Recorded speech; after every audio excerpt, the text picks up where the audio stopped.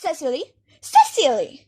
Certainly such an utilitarian occupation as the watering of flowers is rather more to study than yours, especially at the moment when intellectual pleasures awaits you. Your German grammar is on the table. Pray open it at the page 15. We will repeat yesterday's lesson. But I don't like German. It isn't at all a becoming language. I know perfectly well that I look after my German lesson. Child, you know how anxious your guardian is, that you should improve yourself in every way. He laid particular stress on your German lesson as he was leaving for town yesterday. Indeed, he always stresses on your German when he is leaving town. Dear Uncle Jack is so very serious. Sometimes he's so serious that I think he cannot be quiet well. Your guardian enjoys the best of health, and his quality of demeanor is especially to be commended in one so comparatively young as he is. I know no one who has a higher sense of duty and responsibility. I suppose that is why he often looks a little bored when we three are together. Cecily, I'm surprised at you. Mr. Worthing has many troubles in his life. Idle merriment and triviality will be out of place in his conversation. You must remember his constant anxiety about that unfortunate young man, his brother. I wish Uncle Jack would allow that unfortunate young man, his brother, to come down here sometimes. We might have a good influence over him, Miss Prism. I'm sure you certainly would. You know German and geology and things of that kind influence a man very much. I do not think that even I could produce any effect on a character that, according to his own brother's admission, is irretrievably weak and vacillating. Indeed, I'm not sure that I would decide to reclaim him. I'm not in favor of this modern mania for turning bad people into good people at moment's notice. As a man sows, so let him reap. You must keep away your diary, Cecile. I really don't see why you should keep a diary at all. I keep a diary in order to enter all the wonderful secrets of my life. If I don't do it, I should probably forget them at all. Memory, my dear Cecily, is the diary that we all carry about with us. Yes, but it usually chronicles the things that have never happened and could have happened. I believe that memory is responsible for nearly all 3-volume novels that Mary sent us. Do not speak slantingly of the 3-volume novel, Cecily. I wrote one myself in early days. Did you really, Miss Prism? How wonderful and clever you are. I hope it do not end happily, because I don't like novels that end happily. They depress me so much. The good end happily, and the bad unhappily. That is what fiction means. I suppose so, but it seems very unfair. And was your novel ever published? Alas, no. The manuscript unfortunately was abandoned. I use the word in the sense of lost or mislaid. To your work, child, these speculations are profitless.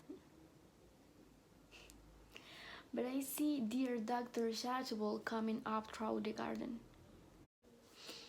Dr. Satchel, this is indeed a pleasure. And how are we this morning, Miss Prism? You are, I trust, well?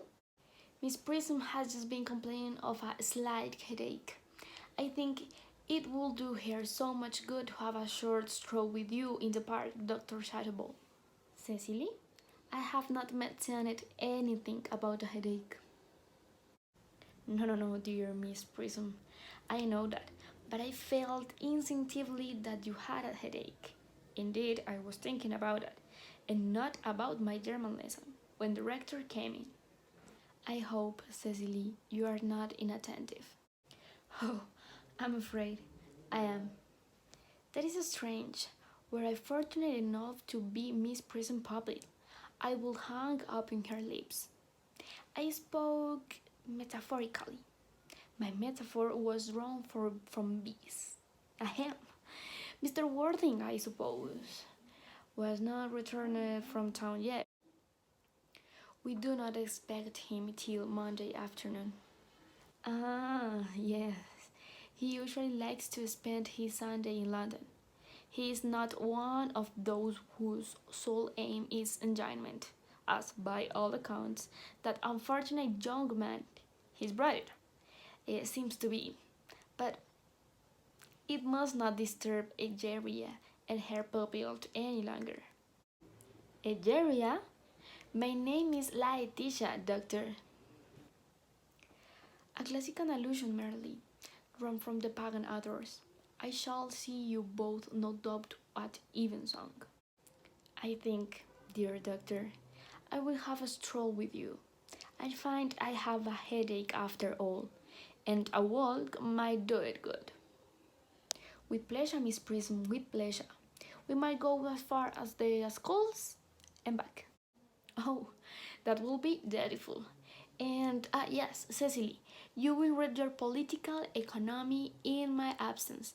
The chapter on the fall of the rupiah you made up of it.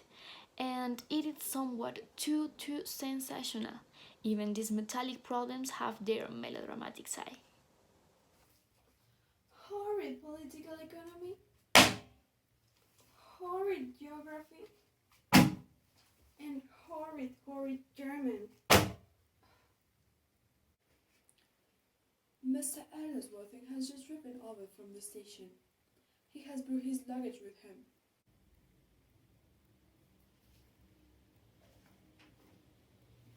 Mr. Ernest Worthing before the Albany W. Uncle Jack's brother. Did you tell him Mr. Worthing was in town? Yes, miss. He seemed very much disappointed. I mentioned that you and Mrs. Prison were in the garden. He said he was anxious to speak with you privately for a moment. Ask Mr. Earnest Worthing to come here. I suppose you have a better talk to the housekeeper about a room for him. Yes, miss. I have never met any really wicked person before. I feel rather frightened. I'm so afraid he will look just like everyone else. He does. You're my little cousin Cecily. I'm sure. You're under some strange mistake. I'm not little. In fact, I believe I'm more than usually little for my age. But yeah, I'm your cousin Cecily. Yeah, I see from your Uncle Jack's brother. My cousin Ernest. My wicked cousin Ernest. Oh, I'm not really wicked at all, cousin Cecily. You mustn't think I'm wicked. If you are not, then you have certainly been deceiving us all in a very inexcusable manner. I hope you have not been living a double life, pretending to be weak and being really good all the time. That would be hypocrisy. Oh, of course, I have been rather reckless. I'm glad to hear of it. In fact, now you mention this subject, I've been very bad in my own small way. I don't think you should be so proud of that, though. I'm sure it must have been very pleasant. It is much pleasanter being here with you. I can understand how you're here at all. Uncle Jack won't be back till Monday afternoon. That's a great disappointment. I'm obliged to go out the first train on Monday morning. I have a business appointment that I'm anxious to miss. Couldn't you miss it anywhere but in London? No, the appointment is in London. Well, I know, of course, how important it is not to keep a business engagement if one wants to retain any sense of the beauty of life. But still, I think you had better wait until Uncle Jack arrives. He wants to talk to you about you emigrating. About my wood.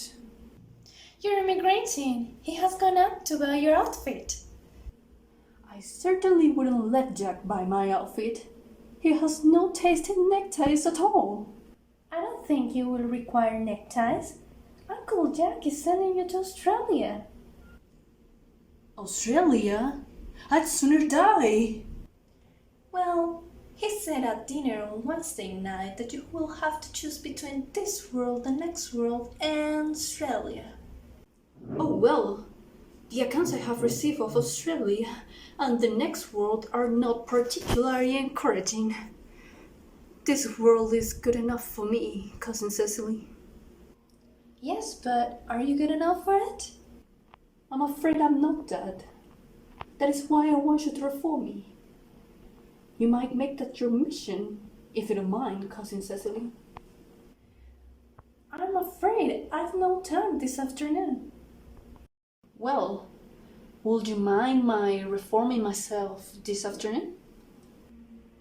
It is rather quixotic of you, but I think you should try. I will. I feel better already. You're looking a little worse. That is because I'm hungry. How thoughtless of me! I should have remembered that when one is going to lead an entire new life, one requires regular and wholesome meals. Would you come in? Thank you. Might I have a buttonhole first? I never have any appetite unless I have a buttonhole first.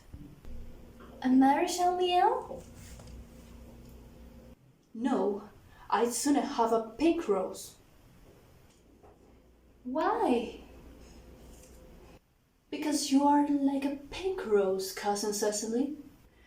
I don't think it can be right for you to talk to me like that. Miss Prism never says such things to me. Then Miss Prism is a short-sighted old lady.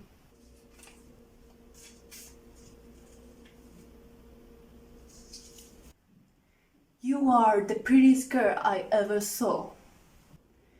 Miss Prism says that all good looks are a snare. They are a snare that every sensible man would like to be caught in. Oh, I don't think I will care to catch a sensible man. I shouldn't know what to talk to him about. Not much long, Dr. Chisholm. You should get married. A misanthrope I can't understand. A woman trope? Never. Believe me, I don't deserve so neologistic a phrase. The precept as well as the practice of the primitive church was distinctly against matrimony. That is obviously the reason why the primitive church has not tested up to the present day. And you don't seem to realize, dear doctor, that by persistently remaining single, a man converts himself into a permanent public temptation. Men should be made more careful, and this is very celibacy leads weaker vessels astray. But is a man not equally attractive when married? No married man is ever attractive except for his wife. And often I have been told even to her. That depends on the intellectual sympathies of the woman. Maturity can always be dependent or ripeness can be trusted. Young women are green, I think. I spoke horticulturally and my metaphor was drawn from the fruits. But where is Cecily? Mr. Worthing? Mr. Worthing! I returned sooner than I expected. Dr. Shazawal, how are you? I hope that you are well. This is indeed a surprise. We didn't look for you till Monday afternoon. Dear Mr. Worthing, I trust this cup of wood does not betoken a terrible calamity. My brother, more shameful debts and extravagance? Still leading his life of pleasure? Is dead. Your brother Ernest is dead? quite dead. What a lesson for him. I trust he will be profit by it. Mr. Worthing, I offer you my sincere condolence. At least you have the consolations that you were always the forgiving and most generous of the brothers. Poor Ernest, he had many faults, but it's a sad, sad blow. Very sad indeed, but were you with him at the end? No, he died abroad, in Paris in fact. I had a telegram last night from the manager of the Grand Hotel. Was the cause of the death mentioned? A severed shield it seems. As a man sows, so shall he reap. Charity, Miss Prison, charity. None of us are perfect. I myself am particularly susceptible to drugs. Will the interment take place here? No, he seemed to have expressed a desire to bury it in Paris. In Paris, I fear that hardly points to any very serious state of the mind at least. You will no doubt wish me to make any slight allusion to the tragic domestic affliction next Sunday. My sermon on the meaning of the manna in the wilderness can be adapted to almost any occasion, joyful or, as in the present case, distressing. I have preached it at harvest celebrations, christening, confirmations, at days of humiliation, and festal days. Last time I delivered was in the cathedral as a charity sermon on behalf of the Society for the Prevention of Discontent among Upper Orders. The bishop who was present was much struck by some of the analogies that I drew. Oh, that reminds me. You mentioned christening to Chasuble. I suppose you know how to christen, all right? I mean, of course. You are continually christening, aren't you? It is, I regret to say, one of the rector's most constant duties in the parish. I have often spoken to the poorest classes on the subject, but they don't seem to know what truth is. But is there any particular infant in whom you are interested, Mr. Worthing? Your brother was, I believe, unmarried, was he not? Oh, yes. People who live entirely for pleasure usually are. But it is not for any children, dear doctor. I am very fond of children. No, the fact is that I would like to be christened this afternoon, if you have nothing better to do. But surely, Mr. Worthing, you have been christened already? I don't remember anything about it. But have you any grave doubts on the subject? I certainly intend to have, of course. I don't know if the thing will bother you in any way, or if you think I am a little too old now. Not at all. The sprinkling and in the immersion of adults is a perfectly canonical practice. Immersion, you need have no apprehensions. Sprinkling is all that is necessary, or indeed, I think, advisable, or whether it's so changeable. At what hour would you wish the ceremony performed? Oh, I might throw around 5 if that will suit you. Perfectly, perfectly. In fact, I have 2 similar ceremonies to perform at that time. A case of twins that occurred recently in one of the outlying cottages on your own stage. Poor Jenkins, the carter, a most hard-working man. Oh, I don't see much fun in being christened along with babies. It will be childish.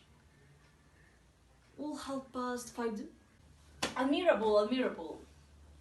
And now, dear Mr. Worthing, I will not intrude any longer into a house of sorrow. I will merely beg you not to be too much bowed down by grief. What seems to us bitter trials are often blessing in disguise.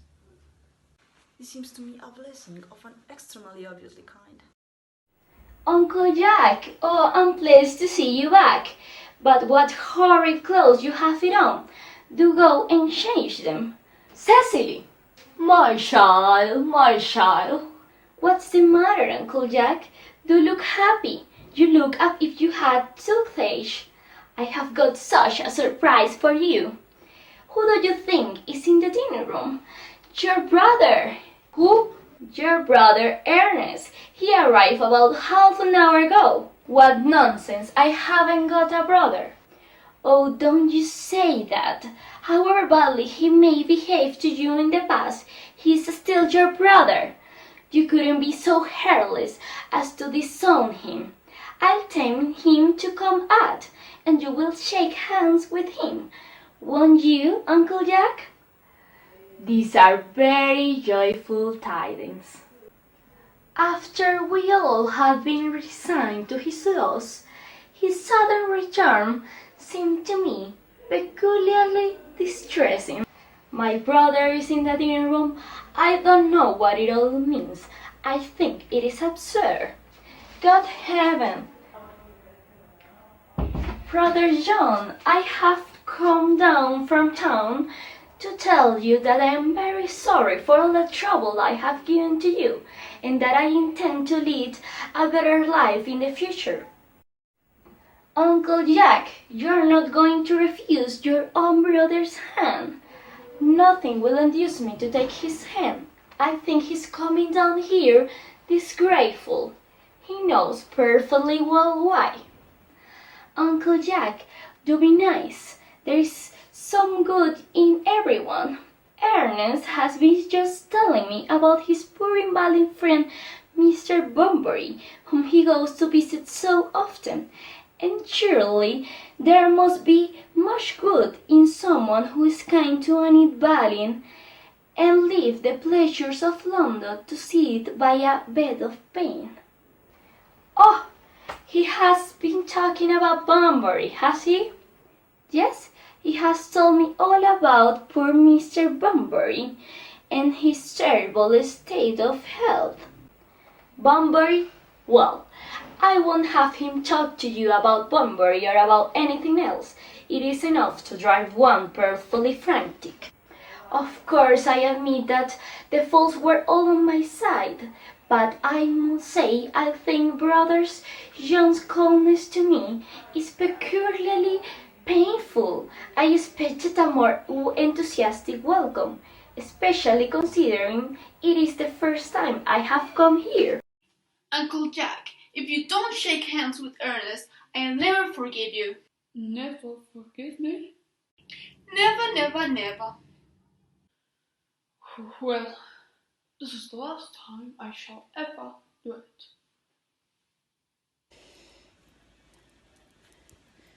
It's pleasant, is it not, to see so perfect a reconciliation?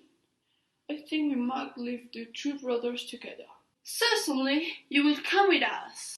Certainly, Miss Prism, my little task of reconciliation is over. You have done a beautiful action today, dear child. We must not be premature in our judgments. I feel very happy. You young scoundrel, Ellie, you must get out of this place as soon as possible. I don't allow any bumbling here. I have put Mr. Ernest's things in the room next to yours, sir. I suppose that it is all right. What? Mr. Ernest's luggage, sir. I have unpacked it and put it in the room next to your own. His luggage? Yes, sir. 2 portmanteaus, a dressing case, 2 hat boxes, and a large luncheon basket. I'm afraid I can't stay more than this time. Myrna, order the dog cart at once. Mr. Ernest has been suddenly called back to town. What a fearful liar you are, Jack. I have not been called back to town at all. Yes, you have. I haven't heard anyone call me. Your duty as a gentleman calls you back. My duties as a gentleman has never interfered with my pleasures in the smallest degree. I can quite understand that. Well, Cecilia's darling, you are not to talk of Miss Carty like that. I don't like it. Well, I don't like your clothes. You look perfectly ridiculous in them. Why not don't you go up and change? It is perfectly childish to be in deep mourning for a man who is actually staying for a whole week with you in your house as a guest. I call it grotesque. You ought certainly not stay with me for a whole week as a guest or anything else. You have got to live by the 4-5 train. Certainly won't leave you so long as you are in mourning. It would be most unfriendly. If I were in mourning, you would stay with me, I suppose. I should find it very unkind if you didn't. Well, will you go if I change my clothes? Yes, if you're not too long. I've never saw anybody takes too long to dress, with such a little result. Well, at any rate, it's better than being always overdressed as you are. If I'm occasionally a little bit overdressed, um, I make up for it by being always overeducated. Your vanity is ridiculous. Your conduct is an outrage. Your presence in my garden is utterly absurd. However, you have got to catch the 4-5. I hope you have a pleasant journey back to town. This bombering, as you call it, has not been a great success for.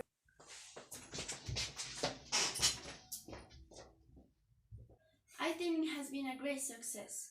I'm in love with Cecily, and that is everything.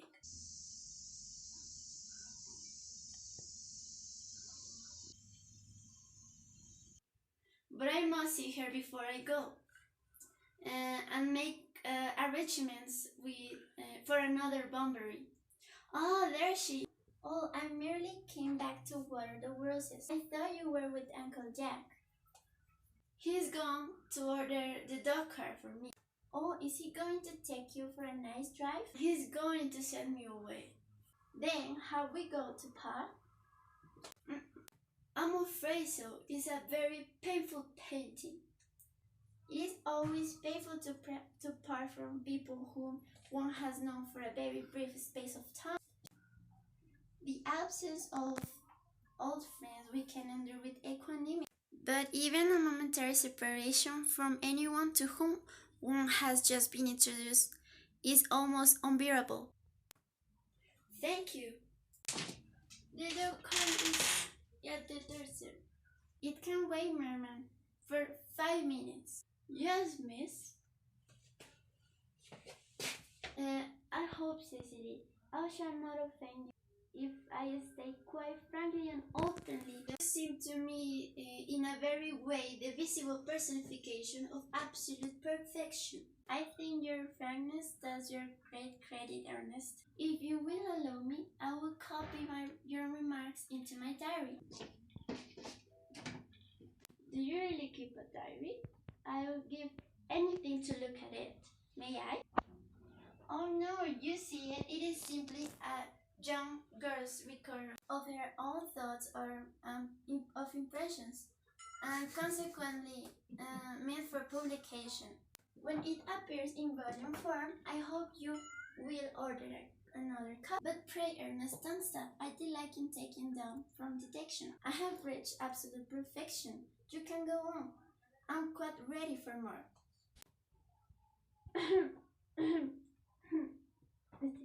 Oh, don't cough, Ernest. When one is dictating, one should speak fluently and do not cough. Besides, I don't know how to spell a cough. Ceci, ever since I first looked upon your wonderful and incomparable beauty, I have dared to love you wildly, passionately, devoutly, hopelessly. I don't think that you should tell me that you love me wildly, passionately, devoutly, hopelessly. Hopelessly doesn't seem to make much sense, does it? Ceci! Sorry, sir. The dog cart is ready. Tell it to come round next week, at the same hour, please. Yes, sir. Uncle Dad would be very annoyed if he knew you were staying until next week, at the same hour. Oh, I don't care about Jack. I don't care for anybody in Hollywood. But you, I love you. You will marry me, won't you? You silly boy, of course. Why we have been engaged for the last 3 months? For the last 3 months? Yes, it would be exactly 3 months on Thursday. But how did we become engaged? Well, ever since dear Uncle Jack first confessed to us that we had a younger brother who has very good and bad, you, of course, have formed the chief topic of conversation between myself and Miss Burns, and of course a woman who is much talk about it is always very attractive. One feels there must be something on him for all. I dares it was foolish of me, but I feel in love with you, Ernest. Darling, and when was the engagement actually settled? On the 14th of February last, worn out by your entire ignorance of my existence, I determined to end the matter one way or the other, and offer a long struggle with myself. I accept your under dear all three here. The next day I bought this little ring in your name, and this is the little bangle with the rule lovers knew I promise you always to wear. Did I give you this? It's pretty, isn't it? Yes, you have wonderful good taste, Ernest. It's the excuse I've always given for you learning such as bad life. And this is the boss we should keep all your dear letters. My letters, but my own sweet Ceci. I have never written you any letter. You need hardly remind me of that, Ernest. I remember only too well that I was forced to write your letters for you. I wrote always 3 times a week and sometimes oftener. Oh, do let me read them, Ceci. Oh, I couldn't possibly. They make you far too considerate.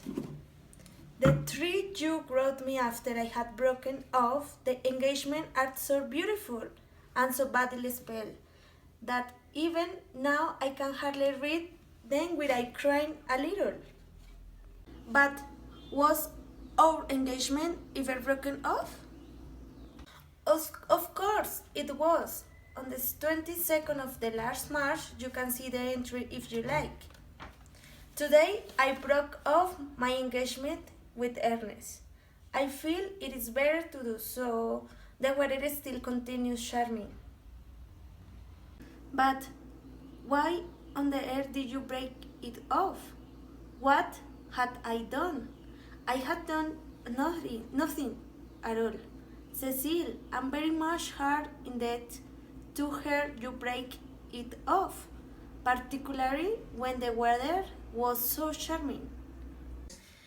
It would hardly have been a really serious engagement if it hadn't been broken off at least once, but I forgave you before the week was out. What a perfect angel you are, Cecile. You dear romantic boy.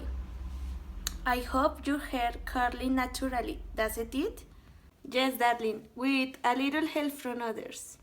I'm so glad. You will never break off our engagement again, Cecile. I don't think I could break it off now that I have actually met. Besides, of course, there is the question of your name. Yes, of course. You must not laugh at me, darling, but it had always been a girlish dream of mine to love someone whose name was Ernest. There is something in that name that seemed to inspire absolute confidence. I pity any poor married woman whose husband is not called Ernest. But, my dear child, do you mean to say you could not love me if I had some other name? But what name? Oh, any name. You like Algernon, for instance. But I don't like the name of Algernon. Well, my own dear, sweet, loving little darling, I really can't see why you should object to the name of Algernon. It is not at all but a name. In fact, It is rather an aristocratic name. Half of the staff who get into the bankruptcy court are called Algernon. But seriously, Cecile, if my name was Algernon, couldn't you love me? I might respect you, Ernest. I might admire your character, but I fear that I should be able to give you undivided attention. Cecile, your rector here is, I suppose, thoroughly experienced in the practice of all the rites and ceremonials of the church. Oh, yes, Dr. Chaseball is a most learned man. He has never written a single book, so you can imagine how much he knows. I must see him at once at most important christening. On most important business. I shan't be away more than half an hour, considering that we have been engaged since February 14 and that I only met you today for the first time. I think it's rather hard that you should leave me for so long a period as half an hour. Couldn't you make it in 20 minutes? I'll be back in no time. What an impetuous boy he is. I like his hair so much. I must enter his proposal in my diary. And Miss Fairfax has called to see Mr. Worthing on very important business. Miss Fairfax states. Isn't Mr. Worthing in his library? Mr. Worthing went over in the direction of the rectory some time ago. Pray ask the lady to come out here. Mr. Worthing is sure to be back soon, and you can bring tea? Yes, miss. Miss Fairfax, I suppose one of the many elderly women who are associated with the Uncle Jake in some philanthropic work in London. I don't quite like women who are interested in philanthropic work. I think it is so forward of them. Miss Fairfax, let me introduce myself to you. My name is Cecily Cardew. Cecily Cardew? What a very sweet name. Something tells me that we are going to be great friends. I like you already more than I can say. My first impression of people are never wrong. How nice of you to like me so much after we have known each other such a comparatively short time. Pray sit down. I may call you Cecily, may I not? With pleasure. And you will always call me Gwendoline, won't you? If you wish. Then that is all quite settled, is it not? I hope so. Perhaps this might be a favorable opportunity for me mentioning who I am. My father is Lord Bracknell. You have heard of Papa, I suppose. I don't think so. Outside the family circle, Papa, I am glad to say, is entirely unknown. I think that is quite as it should be. The home seems to me to be the proper sphere for the man, and certainly once a man begins to neglect his domestic duties, he becomes painfully effeminate, does he not? And I don't like that. It makes men so very attractive. Cecily, Mama, whose views in education are remarkably strict, has worked me out to be extremely short-sighted. It is part of her system, so do you mind me looking at you through my glasses? Oh, not at all, Gwendoline. I am very fond of being looking at. You are here in a short visit, I suppose. Oh no, I live here. Really? Your mother, no doubt, or some female relative of advanced years resides here also? Oh no, I have no mother, nor, in fact, any relations. Indeed? My dear guardian, with the assistance of Miss Prince, has the arduous task of looking after me. Your guardian? Yes, I'm Mr. Worthing's guard. Oh, it is strange he never mentioned to me that he had a guard. How secretive of him. He grows more interesting hourly. I am not sure, however, that the news inspires me with the feelings of mixed delight. I am very fond of you, Cecily. I have liked you ever since I met you. But I am bound to say that now that I know that you are Mr. Worthing's guard, I cannot help expressing I wish you were. Well, just a little older than you seem to be, and not quite so very alluring in appearance. In fact, if I may speak candidly, Pray do. I think that whenever one has anything unpleasant to say, one should always be quite candid. Well, to speak with perfect candor, Cecily, I wish that you were fully 42 and more than usually playing for your age. Ernest has a strong upright nature. He is the very soul of truth and honor. Disloyalty will be as impossible to him as deception. But even men with the noblest possible moral character are extremely susceptible to the influence of the physical charms of others. There, no less than ancient history supplies us with many most painful examples of what I refer to. If it were not so, indeed, history would be quite unreadable. I beg your pardon, Gwendolyn. Do you say Ernest? Yes. Oh, but it is not Mr. Ernest Worthing who is my guardian.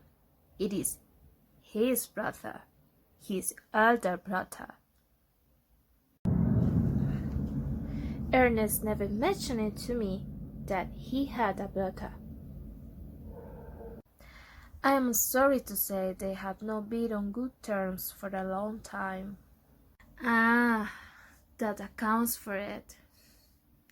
And now that I think of it, I had never heard any man to mention his brother. The subject seems distasteful to most men. Cecily, you had lifted a lot from my mind. I was growing almost anxious. It would have been terrible if any clouds had come across a friendship like ours, would it not? Of course, you are quite sure that it is not Mr. Ernest Worthing who is your guardian? Quite sure. In fact, I'm going to be his. I beg your pardon, dearest Gwendolyn. There is no reason why I should make a secret of it to you.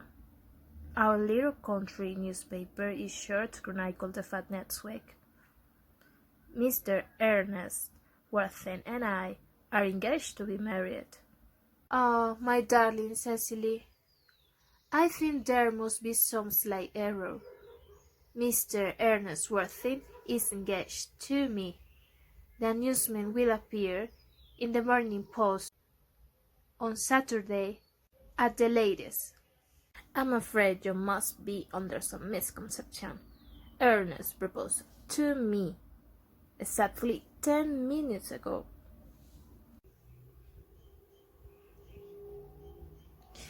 It is certainly very curious, for he asked me to be his wife yesterday afternoon at 5:30. If you would care to verify the incident, pray do so. Never travel without my diary. One should always have something sensational to read in the train. I'm so sorry, dear Cecily, if there is any disappointment to you, but I'm afraid I have the prior claim. It will distress me more that I can tell you, dear Gwendolyn, if it caused you any mental or physical anguish. But I feel bound to point out that since Ernest proposed to you, he clearly has changed his mind. If the poor fellow has been entrapped into any foolish promise, I shall consider it my duty to rescue him at once, and with a firm hand. Whatever unfortunate entanglement my dear boy may have got into, I will never reproach him with it after we're married. Do you allude to me, Miss Cardew, as an entanglement? You are presumptuous. On an occasion of this kind, it becomes more than a moral duty to speak one's mind. It becomes a pleasure. Do you suggest, Miss Fairfax, that I am trapped Ernest into an engagement? How dare you? This is not the time for wearing the shadow mask of manners. When I see a spade, I call it a spade. I'm glad to say that I have never seen a spade. It is obvious that our social spheres have been widely different.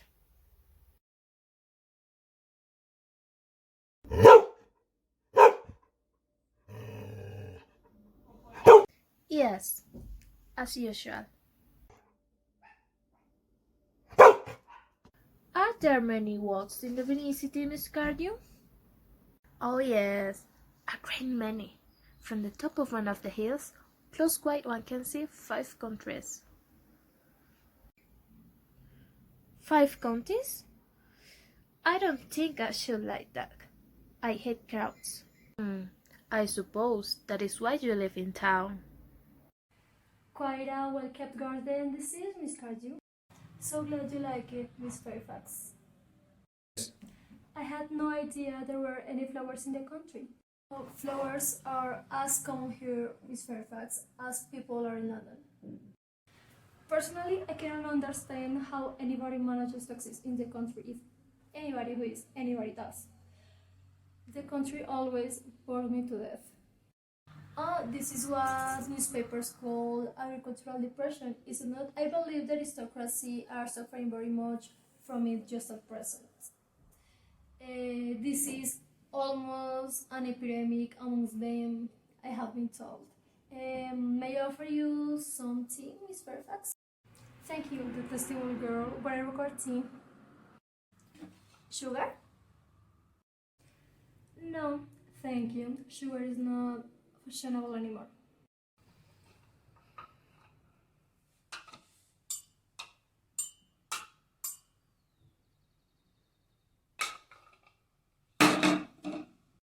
Cake or bread and butter? Bread and butter, please. Cake is rarely seen at the best houses nowadays.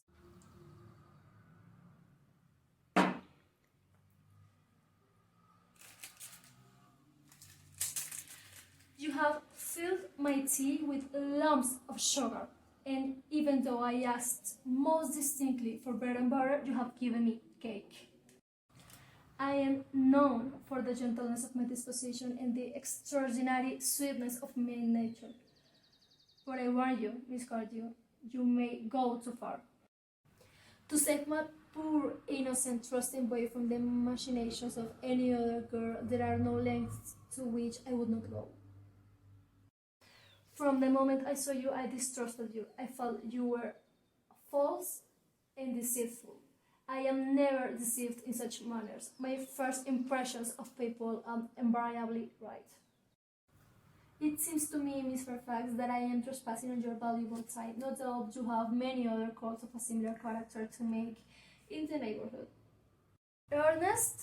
My own Ernest. Gwendoline, darling.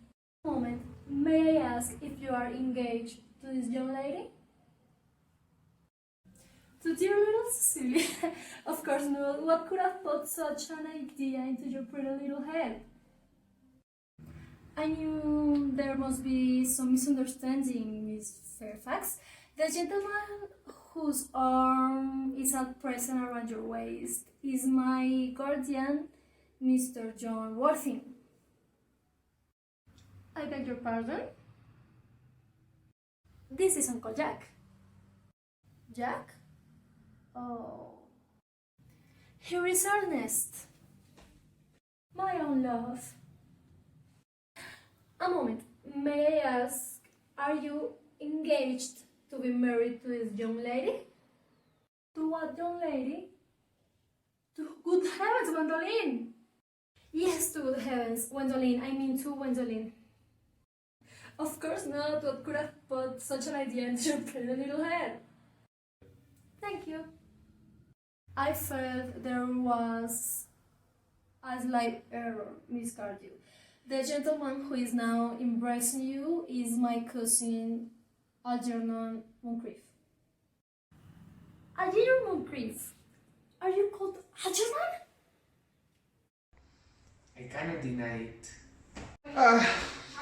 Is your name really John? I could deny it if I liked. I could deny anything if I liked. but my name certainly is John. It has been John for years. Across the session has been practicing both of us. My pure wanted Cecily, my sweet brown Gwendolyn. You will call me sister, will you not? But there is just one question I would like to be allowed to ask my guardian. An admirable idea, Mr. Borin. There is just one question I would like to be permitted to put you. Where is your brother Ernest? We are both engaged to be married to your brother Ernest. So it is matter of some importance to us to know where your brother Ernest is at present. Gwendolyn, Cecily, it is very painful for me to be forced to speak the truth. It is the first time in my life that I have ever been reduced to such a painful position, and I am really unexperienced in doing anything of the kind. However, I will tell you quite frankly that I have no brother Ernest. I have no brother at all. I've never had a brother in my life, and I certainly have no the smallest intention of ever having one in the future. No brother at all? None. Have you never a brother of any kind? Never, not even of the kind. I'm afraid it is quite clear, Cecily, that neither of us is engaged to be married to anyone. It is not a very pleasant position for a young girl suddenly to find herself in, is it? Let us go into the house. They will hardly venture to come after us there. No, men are so cowardly, aren't they?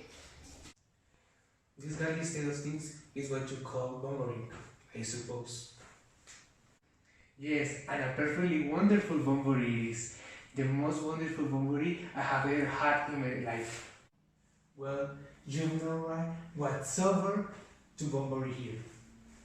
That is absurd. One has a right to bunbury anywhere one chooses. Every serious bunburist knows that. Serious bunburies? Good heavens! Well, one must be serious about something if one wants to have any amusement in life. I happen to be serious about bunbury.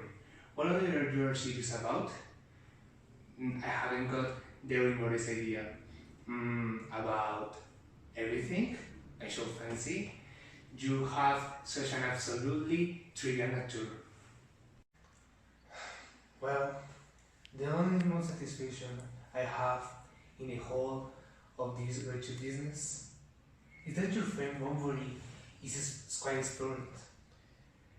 You won't be able to run down to the country quite so often as you used to do, dear Algie, and a very good thing too. Your brother is a little of color, isn't he, dear Jack? You won't be able to disappear to London quite so frequently as your wicked custom was, and not a bad thing either. As for your conduct toward Miss Cardew, I must say that you're taking in a sweet, simple, innocent girl like that is quite unexcusable. To say nothing of the fact that she is my ward. I can see no possible defense at all in your deceiving in a brilliant, clever, thoroughly experienced young lady like Miss Fairfax.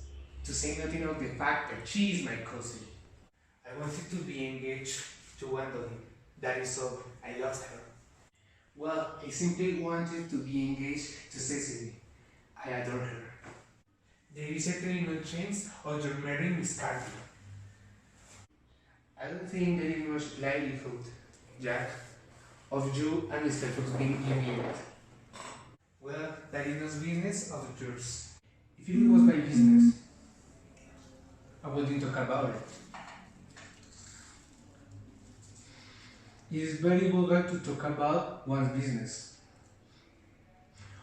Only people like stockbrokers do that, and generally at dinner parties. How can you sit there calmly eating muffins while you're in this horrible trouble? I can't make out. You seem to me to be perfectly harmless. Well, I can't eat muffins in an agitated manner. The butter would probably get on my cough. One should always eat muffin quite calmly. It is the only way to eat I them. say it's perfectly harmless. You're eating muffin at all under the circumstance. When I am in trouble, eating is the only thing that consoles me. Indeed, when I am in really great trouble, as anyone who knows me intimately will tell you, I refuse everything except food and drink. At the present moment, I'm eating muffins because I am unhappy. Besides, I am a particularly fond of muffins. Well, that is no reason why you should eat them all in that greedy way. I wish you would have tea cake instead. I don't like tea cake. God heaven, I suppose a man may eat his own muffin in his own garden. But you have just said it was perfectly harmless to eat I muffins. said it was perfectly harmless of you under the circumstance. That is a very different thing. That may be, but the muffins are the same. Algie, I wish to goodness you would go. You can't possibly ask me to go without having some dinner. It is absurd. I never go without my dinner. No one ever does, except vegetarians and people like that. Besides, I have just made an arrangement with Dr. Chachufle to be christened at a quarter to six under the name of Earnest. My dear fellow, the sooner you give up that nonsense, the better. I made arrangement this morning with Dr. Chasuble to be questioned myself at 5:30, and I naturally will take the name of Ernest. Gwendolyn will wish it. We can both be christened Ernest. It is absurd. Besides, I have the perfect right to be questioned if I like. There is not evidence at all I ever have been questioned by anybody. I should think it's extremely probably I never was. And so that's Dr. Chasuble. It is entirely different. In your case, you have been questioned already. Yes, but I have not been christened for years. Yes, but you have been questioned. That is the important thing. Quite so. So, I know my constitution can stand it. If you are not quite sure about your ever having been christened, I must say, I think it rather dangerous you're venturing on it now. It might make you very unwell.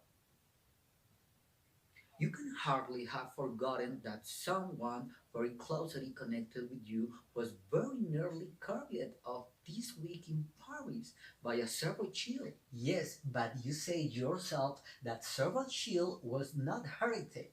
It used to be, I know, but I dare say it is now. Science is always making wonderful improvement in things. Oh, that is nonsense. You are always taking nonsense. Jack, you are at the muffins again. I wish you wouldn't. There are only two left. I told you I was particularly fond of But I muffins. hate tea cake. Why on earth then do you allow tea cake to be served out for your guests?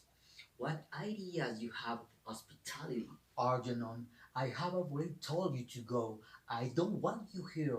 Why don't you go? I haven't quite finished my tea yet, and there is still one muffin left.